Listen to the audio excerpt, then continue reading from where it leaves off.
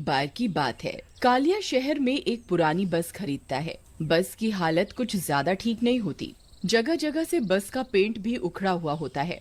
फिर वह शेरू को हेल्पर के तौर पर नौकरी पर रख लेता है। पहले दिन कालिया बस चलाकर बस डिपो पर पहुंचता है, जहां पहले से कुछ बसें खड़ी होती हैं। वो भी अपनी बस को वहां लगा देता है। अरे आओ आओ आओ, दिल्ली टू मनाली चलो चलो चलो, जल्दी आ पहले और खिड़की वाली सीट पाओ। आओ आओ जल्दी आ, दिल्ली टू मनाली। लेकिन उसकी बस की हालत कुछ ठीक नहीं होती। उसकी बस पुरानी होने की वजह से ज्यादा सवारियां उसकी बस में कोई दिलचस्पी नहीं लेती और दूसरी बस में चढ़ जाती हैं। उस दिन कालिया की बस में सिर्फ 5 सवारियां ही चढ़ती हैं। अरे उस्ताद, अगर इन 5 सवारियों को मनाली लेकर गए तो पल्ले से डीजल के पैसे लगाने होंगे। इतनी कम सवारियों में कोई फायदा नहीं होने वाला। तुम सही कहते हो, इन सबको बस से उतार दो। बोल दो बस कहीं नहीं जा रही। फिर शेरू सभी सवारियों को बस से नीचे उतारने लगता है। चलो चलो चलो, ये बस कहीं नहीं जा रही। चलो पतली गली से निकलना, चलो चलो। अरे बड़ा बदतमीज बस वाला है। पहले तो इस खटारा बस में बैठा लिया और अब उतार रहा है। इस तरह अगले दिन भी उसकी बस में सिर्फ 4 सवारियां ही बैठती हैं। वह उन्हें भी उतार देता है। उस्ताद जी, इस तरह तो हम बर्बाद हो जाएंगे। हमें कुछ न कुछ उपाय करना ही होगा। मेरे पास एक तरकीब है। फिर अगले दिन शेरू एक गांव की सुंदर लड़की को अपने साथ ले आता है और उसे बस कंडक्टर बना देता है। आओ आओ, दिल्ली टू मनाली, जल्दी जल्दी आओ, पहले आओ और पहले खिड़की की सीट पाओ। इतनी सुंदर कंडक्टर को देखकर सब सवारियां दूसरी बस से उतरकर कालिया की बस की ओर आ जाती हैं। अब उसकी बस पूरी तरह से भर जाती है। अरे वाह वाह शेरू, तेरी तरकीब तो काम कर गई भाई। आज तो मजा ही आ गया। अजी सुनिए, आपके बगल वाली सीट की टिकट कितने की है जी? जी आप यहाँ नहीं बैठ सकते, ये सीट रिजर्व है। यहाँ सिर्फ कंडक्टर ही बैठ सकता है। अरे हट पीछे। अरे सुनो, मुझसे ज्यादा पैसे ले लो और मुझे यहाँ अपने साथ बैठने दो ना। है? अरे ओ बूढ़े बाबा, चलो चलो चुपचाप पीछे जाकर बैठो, यहाँ कोई नहीं बैठेगा। फिर सब सवारियां बैठ जाती हैं और बस मनाली के लिए निकल जाती है। सब लोग बार बार सुमन को ही देखते रहते हैं। उसी बस में 3 बदमाश भी होते हैं।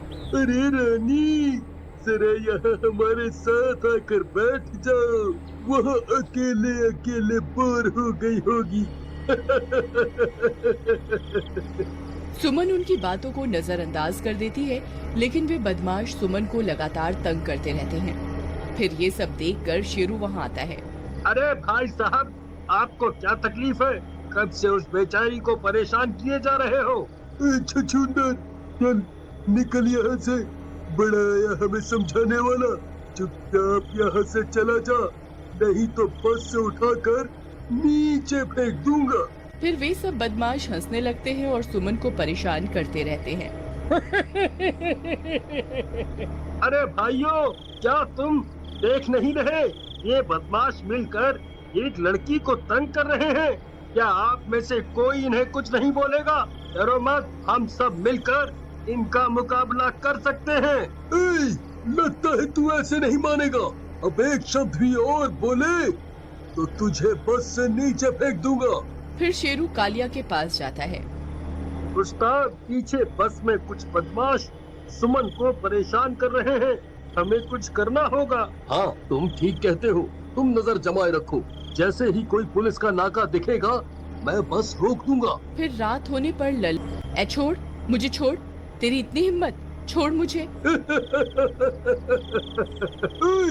मेरी राम प्यारी, आखिर भागकर कहाँ जाओगी? फिर खींचातानी में सुमन का संतुलन बिगड़ जाता है और वो बस से नीचे गिर जाती है। ये देखकर वह बदमाश घबरा जाते हैं। फिर एक आदमी इस घटना की जानकारी देने के लिए कालिया के पास जाता है। अरे भाई साहब, बस रोको, अनर्थ हो गया। वो कंडक्टर लड़की बस से नीचे गिर गई। ये सुनते ही कालिया बस रोक देता है। फिर कुछ लोग पीछे की ओर फिर दौड़ते दौड़ते वे लोग उस जगह पर पहुंचते हैं जहां सुमन गिरी थी, लेकिन वहां उन्हें सुमन की कोई लाश नहीं मिलती। इधर उधर ढूंढने पर भी उसका कोई पता नहीं चलता। अरे भाई, ये सारा जंगल का रास्ता है। मुझे लगता है कोई जंगली जानवर उसे ले गया है। हमें यहाँ और नहीं रुकना चाहिए। अंधेरे में हम सुमन को नहीं ढूंढ पाएंगे। चलो जल्दी बस की ओर चलो, कहीं कोई जंगली जानवर ना आ जाए। फिर वे सब लोग डर और अंधेरे की वजह से वापस बस की ओर चल देते हैं और बस में आ जाते हैं। ए कमबख्तों, तुमने जो किया है उसकी सजा तुम्हें जरूर मिलेगी। थोड़ी दूर पर ही एक पुलिस स्टेशन है, तुम सब के सब जेल में सड़ोगे। फिर इतना बोलकर कालिया गुस्से में तेजी से बस चलाने लगता है। फिर कुछ दूर जाने पर अचानक बस रुक जाती है, क्योंकि बस के सामने सड़क पर एक पेड़ गिरा हुआ होता है। तभी अजीब अजीब सी आवाजें आने लगती हैं।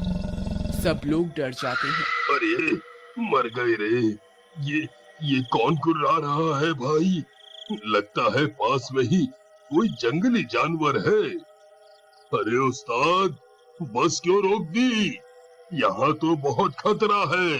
अरे भाई, बस के आगे एक पेड़ गिरा हुआ है, मैं आगे बस नहीं चला सकता। तभी किसी के बहुत सवारियां बस की छत की ओर देखने लगती हैं। सबकी हालत खराब हो जाती है। अरे लल्लन भाई, ये बस की छत पर कौन चल रहा है भाई? मुझे तो बहुत डरावने डरावने ख्याल आ रहे हैं। इन्हें सुमन की लाश भी नहीं मिली, कहीं वो लौट के तो नहीं आ गई? अरे नास मिटे, ये कैसी कैसी बातें बोल रहा है? शुभ शुभ बोल। अगर वो वापस आ गई तो हम तीनों में से किसी को जिंदा नहीं छोड़ेगी। तभी खिड़की में से एक हाथ अंदर आता है और विजय की गर्दन पकड़ लेता है और उसे अपने साथ बाहर खींच लेता है। अरे अरे मर गए रे, ये तो किसी चुड़ैल का हाथ था भाई। आई मम्मी, बचा लो बचा लो, सुमन चुड़ैल बनकर वापस आ गई, अब क्या होगा? तभी उन्हें एक चुड़ैल बस के पीछे वाले शीशे से दिखाई देती है। उसे देखकर सबकी हालत खराब हो जाती है। अरे लल्लन भाई, विजय तो गया, अब अगला नंबर हमारा ही है। ये हमारे लिए ही आई है। तभी खिड़की में से एक हाथ अंदर आता है, को भी बस से बाहर खींच लेती है। अरे भाइयों, ये चुड़ैल इन तीनों के लिए ही यहाँ आई है। इन्हीं की वजह से सुमन बस से नीचे गिरी थी।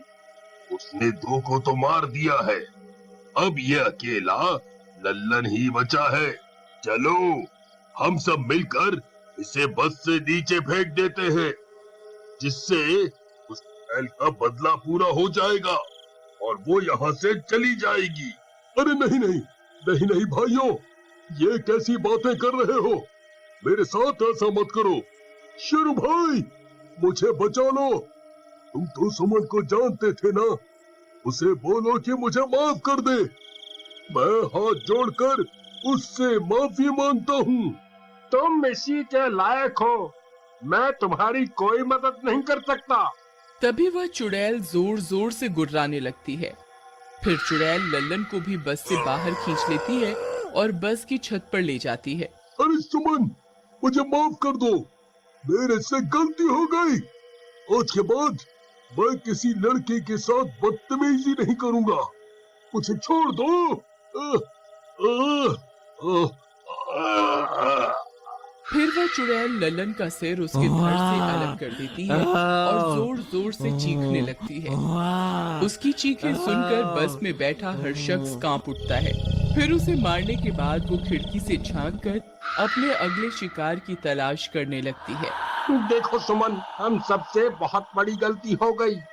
हम सब चुप रहे, किसी ने भी तुम्हारे लिए आवाज नहीं उठाई। हम सब तुमसे हाथ जोड़कर माफी मांगते हैं, हमें माफ कर दो। उस बस में कुछ बच्चे भी होते हैं, उन्हें देखकर वह शांत हो जाती है। ठीक है, मेरा बदला पूरा हो गया।